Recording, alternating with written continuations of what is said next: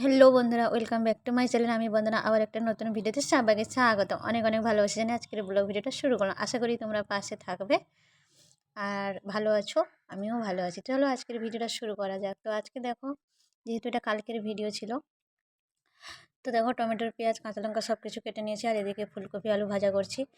তো হালকা করে সিম করে দিয়েছি গ্যাসটা, তারপরে এটা একটু মানে ভাজাটা করব হালকা করে তেলে, যেহেতু ভাজাটা করছি। তো আমি যেহেতু আজকে শুকনো ফুলকপি আলু মানে কষা কষা করব, শুকনো টাইপের, ঠিক আছে, রুটি হবে। তো তার জন্য আমি সব কিছু কেটে গুছিয়ে তো এখন ভাজতে বসিয়ে দিয়েছি। তো এই জন্য গ্যাসটাকে সিম করে দিয়েছি। সিমটা করে দিলে এদিকে ফুলকপিটাও সিদ্ধ হয়ে যাবে, আলুটাও সিদ্ধ হয়ে যাবে।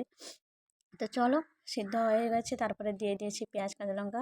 পেঁয়াজটা ভাজা হয়ে গেলে আদা রসুন বাটা একটু দিয়ে দিব, ঠিক আছে।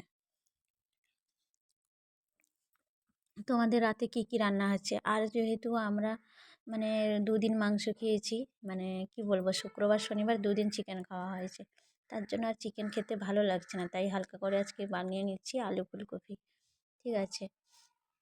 তো দেখো আমার রেডি হয়ে যাচ্ছে। তো দেখো আমার রেডি করে নিয়েছি, ভাজা হয়ে গেছে, দেখো কীরকম টাইপের বানিয়েছি শুকনো।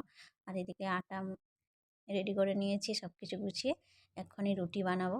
তো চলো বন্ধুরা, যদি ভিডিওটা ভালো লাগে লাইক কমেন্ট শেয়ার করে পাশে থাকবে আর ফলো করে দিবে। তো দেখো তারপরে রান্না করা শেষ, এখন বাসনগুলো পড়ে আছে, ধুয়ে নেব। তো সবাই সুস্থ থেকো, ভালো থেকো, সবাইকে টাটা বাই বাই, আবার নেক্সট ভিডিওতে দেখা।